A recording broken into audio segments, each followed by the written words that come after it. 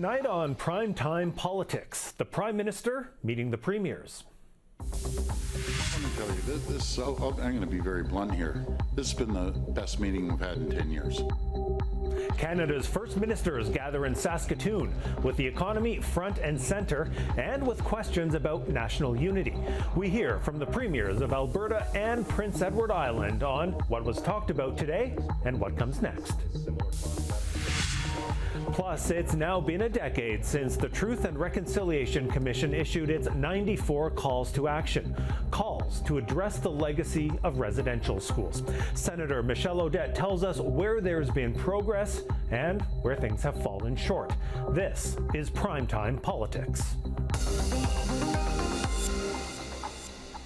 Hello, I'm Andrew Thompson, and I'll have more for you from Ottawa coming up. First, let's go to Saskatoon and today's First Ministers meeting. Michael Serapio is on site and covering those talks between the Prime Minister and Canada's Premiers. Michael. Well, Andrew, the Premiers did come together here in Saskatoon today to talk about transforming the Canadian economy, all in response to those Trump tariffs south of the border. And, you know, part of that is internal trade, dropping the barriers between provinces and territories to make that trade easier. The other are those national projects of significance that the Prime Minister always talks about, projects that build economic growth as well as national resiliency. And while no final list was shared today, the Prime Minister did say a number of projects are being considered, with a short list expected in the coming weeks.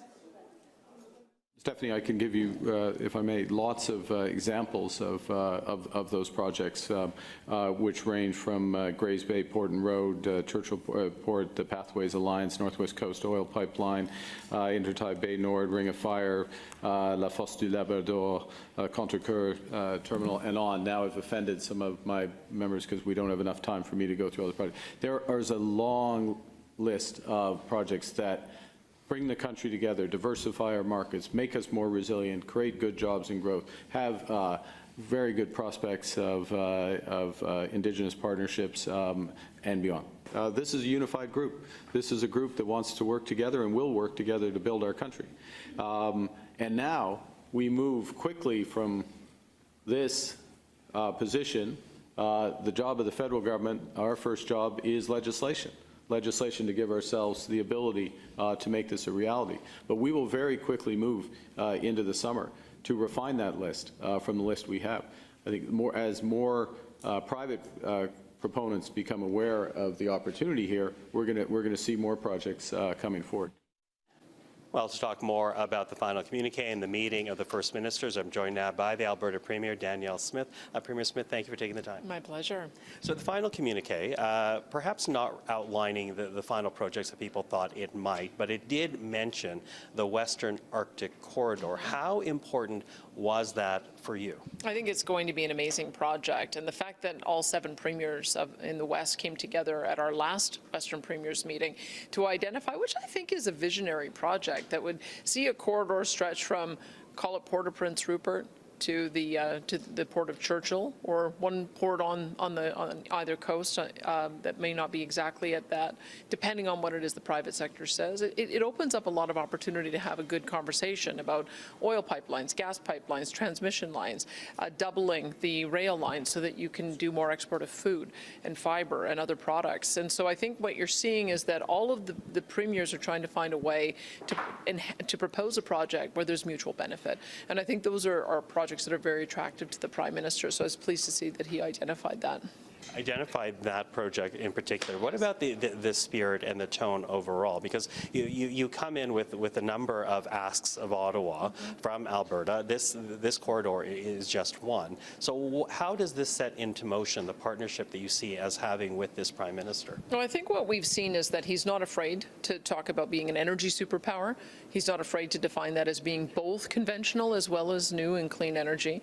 He's not afraid to mention the word pipeline and in conjunction conjunction with oil and gas. And all of that is a dramatic improvement over what we were witnessing from even just 6 months ago. I think that there's a recognition that with the value of the product that we have in Alberta, our bitumen is probably the highest value product that we have in the country. We've priced it out with 165 billion recoverable barrels at today's prices. It's a $9 trillion asset. You just simply wouldn't leave a $9 trillion asset in the ground when there's so much opportunity for both provincial as well as the federal government to benefit. And so we're trying to conceive of a project to try to find some common ground. So when we talk about building a new bitumen pipeline, understanding that the Pathways Group has been wanting to have a decarbonization in their production, those two things, I think, are able to allow for us to have a win-win. And that's what we're advancing, and it seems like we're having a breakthrough with this Prime Minister. That being said, I don't think it'll be a success if we have to have the federal government build the pipeline. I think we have to create the conditions where the private sector has confidence that they can build it in a reasonable period of time, that there's going to be not only a yes on the permitting, but also a yes on the construction. And that's what we've got to do some work on, because the 9 terrible policies that created the poor investment environment we have right now still need to be either repealed or dramatically revised. And so I'll be looking to see how that process goes as well. Let's dig a little bit into Pathways, though, because you mentioned Pathways, very key in terms of decarbonizing the oil that's extracted from the sands. What do you say to the very fact that this Prime Minister seems very enthusiastic about that proposal? How likely do you think it's going to happen? I think that the Pathways is going to, it's really a cost to the industry. It's about $10 to $20 billion without any possibility of creating a revenue stream out of that. That's why talking about Pathways on its own is difficult. But if you talk about Pathways in conjunction with a brand new pipeline that might get another 1 million barrels of oil per day to market, now you've got a revenue stream that can be able to support that project. And we'll find out things in doing so. When you make a project at scale like that, with the pore space that we have mapped out in Alberta, I think that it's going to create an attraction for other companies to come and for them to also have the same opportunity to get better and better at that technology, and it could become an export product for us. We are already, along with Saskatchewan, at the lead in having at-scale mega projects that have captured CO2. And so I think that the fact that he's looking at those two things together, that is the very definition of trying to find an area of mutual satisfaction and interest. And so I'm prepared to walk down that pathway and see if we can get to the finish line. I'm hopeful that we will. So it's certainly a change of tone that is welcome, but I think there's still an awful lot of work to do to be able to take the words and put them into action. So change of tone from Prime Minister Carney. What about Premier Eby, though? Because out of the Western Premiers Conference and having the discussion around this corridor from Prince Rupert to Churchill, now is this hesitancy, it seems, to actually go forward to Prince Rupert. What would you say to that? I would say this is why we have to focus on the corridor, because I think that I'm very supportive, along with Premier Eby, of finding ways to get new markets for natural gas, for LNG, for ammonia. I think as well critical minerals, the twinning of the CN rail line. If we can talk in terms of our common interests, so that not only does British Columbia benefit, but so do we in Saskatchewan and Manitoba. If you can get that rail line going into the Ring of Fire, Ontario benefits, have it go up north to the Yukon and Northwest Territories, our territorial friends benefit as well. That's, to me, where I think you end up with the common ground. If people can see the way they benefit, then this becomes an additional aspect that goes into a corridor. I think that's what we've learned, is that if you're going to lead with a project, it's got to be one where everybody sees the mutual benefit. And so he may not be as enthusiastic about a bitumen pipeline, but he knows I am and will be. And so if I can find a proponent and we can work through the regulatory process with the Prime Minister, I'm confident it will get built. Can you talk a bit more about the benefit, economic benefit in particular? Because I think sometimes Canadians will hear this debate and say, well, that might be of benefit to Alberta, but what about my region of the country? What do you say to that? Well, if Northern Gateway had been built, it was a 595,000 barrel a day project. Canada would have benefited to the tune of $59 billion. That's how much revenue would have flown to the federal government, and provinces would have gotten $72 billion worth of benefit. Lots of that going to Alberta, but also with the spin-offs to all of the different provinces as well. That's a lot of money that can go to build a lot of schools and hospitals and roads and infrastructure. And so that's what is the foregone revenue because that project didn't get built when it should have. When we look at that, along with Energy East, along with Keystone XL, it just magnifies it. We could have by now had 2.5 million barrels per day more of production. That's $55 billion worth of GDP value. And the split, again, we benefit at the provincial level almost as much as the federal government does. So when the federal government is able to get those dollars, they're able to share them in the rest of the country. And that's part of the value proposition about why we want to see those projects built. It's even getting more so as we start talking to each other about, well, if we need to build 42-inch pipe, where can we get that from? Who can produce it? Right now, I think there's only one place in Canada that can. So why don't we find a way to retool our factories so we can build more of the products that we need for those major projects in-house? And that's, I think, the really constructive conversation that's now happening across the country, is that if we have an American partner that doesn't want to buy our products anymore, how do we buy more from each other? And I think that that's going to be the other way that we have additional benefits. So maybe why you saw so much common cause around the table today. I know I'm quickly running out of time here, but I have to ask you, because you said today's meeting would have significance over national unity. Mm-hmm. Now that the meeting is done, what would you say about the state of national unity? What would you say about the message being sent to Albertans? I think it's a first step of a multi-step process. I think that having words on the page is one thing, but having that translate into action is another. I think what Albertans will be judging is there an appetite to get a project built? Is there an approval process that leads to a yes, and are there shovels in the ground? That's the kind of thing that they'll be looking for.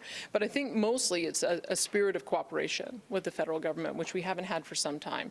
And I'll have a better idea as we go forward, looking at some of the modifications that need to be made to those 9 bad bills to see if that spirit of cooperation continues. I'm hopeful, but I know that the Prime Minister has tensions within his own caucus.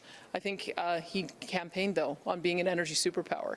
And to do that, you've got to do things differently than the way we've done them for the past 10 years. The same policies that crushed investment are not going to be the ones to see us through. So I think I made that point, and we'll see whether or not the Parliament is able to pass policies on that front to be able to change the direction.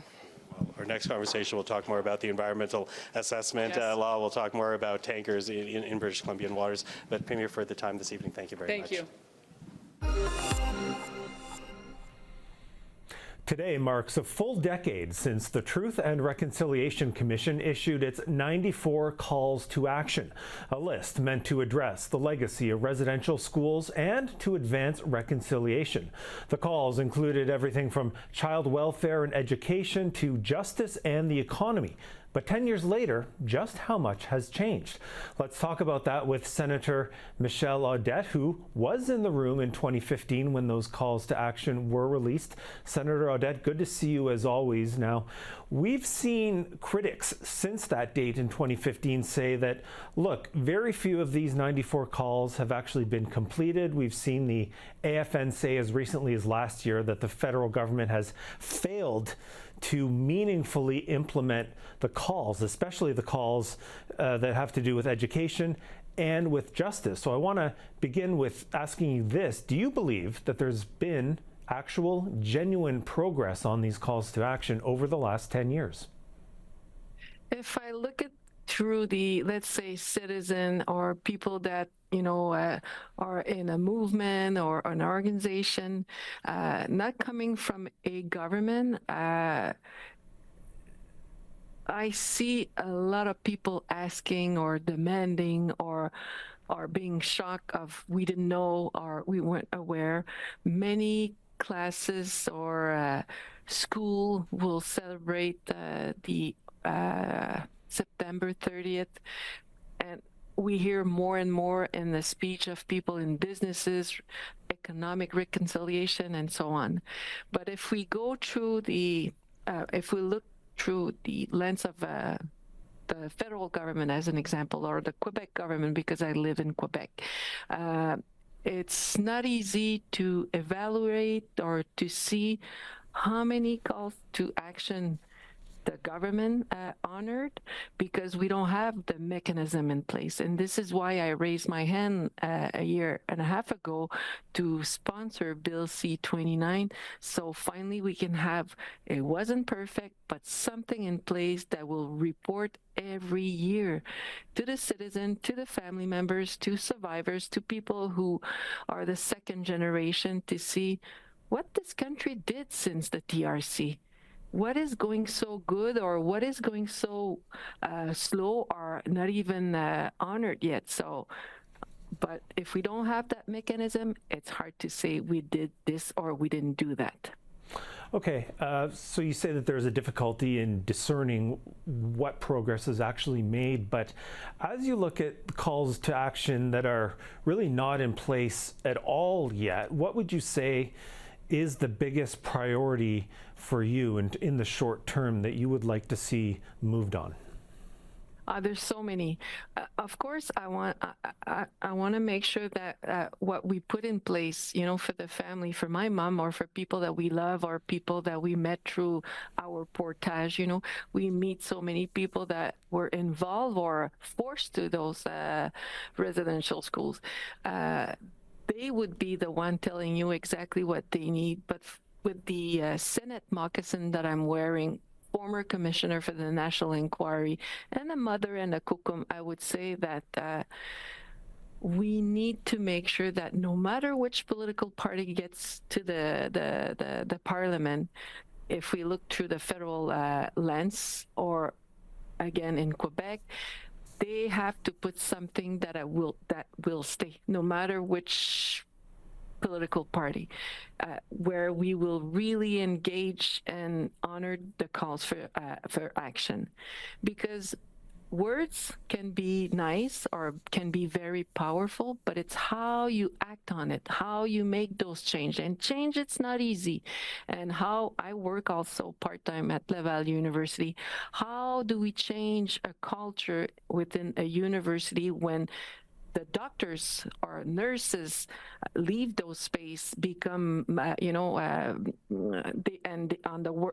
they go on the workforce. And we saw Joyce Echequan, how she died, how she left the world. So those institutions has also a responsibility, but I'm going to be told it's a provincial jurisdiction or responsibility. But that's why I mentioned how the province will also honor the TRC. It's not only for me a federal issue, it's a citizen issue, it's a First Nation issue. It's all of us who are responsible to honor what our parents, grandparents went through. And for us also with the day school, I would say that, but my priority, it's to make sure that I don't know how we say in English, le déni, there's a movement that denies that it did happen. They say we're lying. They say it never exists. There's no impact, or it's false what we've been saying for many decades. So for me, it's unacceptable. So how do we change that position or the way they say things? And it's not going to be my mom who needs to stand and say it did happen. The state, the government has a responsibility. Okay, and you talked about how it's not just the federal government involved in this, provinces as well. And I do want to ask you about the relationship when it comes to consultation, because Call to Action 92 said there has to be meaningful consultation with Indigenous peoples for major economic projects. There are Indigenous leaders resisting the current push to move fast on a bill for getting more projects approved and built quicker. They say this goes against treaty rights and the spirit of reconciliation. Do you share that concern? I do share the concern, and also I closely, like twins, you mentioned economic reconciliation. For me, there's a twin or something that at the same level that we don't mention enough. It's the legislative reconciliation. So yes, Hydro-Quebec was saying the same thing. We have to go fast, because of our neighbor in the south, or we heard during the federal campaign, we need to go fast. But at the same time, my nation live on those land. Many First Nation, Métis, and Inuit people live on those land. And the reality of how things are happening, or in the community or on the land, compared to Montreal or Ottawa, are not the same when we talk about housing, access to services, or basic need. It's not the same. So if you want to go fast, you also need to look. Do they need school? Yes, they do. How can we support that? How can we make sure that if there's a big major project on those territories, that at the end of the day, I'm not just cleaning the rooms or the fly out man camp, which it's a good job, but we're allowed to be engineer. We're allowed to be leading those environment of work field, but I want to make sure that all that, when they say it's going too fast, well, how do you help us to make sure that where I am and where you are, how can we reach, and making sure that our voice are at all level of negotiation or debate, or all the debate, not just a small space where I did consult with First Nation or the Indigenous. No. We need to be everywhere, and we need to be at every place, at every level. All right, we're going to have to leave it there. Appreciate your thoughts on this, Senator Michèle Audette. Merci. Now let's go back to Saskatoon. We have more reaction to today's First Minister's meeting. Here's Michael Serapio in conversation with another of Canada's premiers. Well, for more now on the First Minister's meeting, we're joined by the Premier of Prince Edward Island, Rob Lantz. Premier, thank you for taking the time. No problem. Glad to be here. So you walked into this meeting this morning talking about energy security being the top priority for your province. I didn't hear a reference to that from the Prime Minister in the closing press conference. Was this still a successful meeting for your province? Yeah, it was, and there was certainly a lot of discussion about energy transmission throughout the day and throughout our discussions. It's a big part of a lot of the projects that were advanced and discussed here today, from Quebec to the north, across the western provinces. All of our energy security concerns are well shared, and it was certainly a focus of our discussions. Yeah. So part of the discussions, but we'll see what happens with it. But going in as well, of course, internal trade and barriers around that has always been an issue. The final communique talks about support about getting rid of those internal barriers. But you've identified the levies at the Confederation Bridge and ferries being a barrier, and you've asked the Prime Minister to drop those fees. Where is that right now?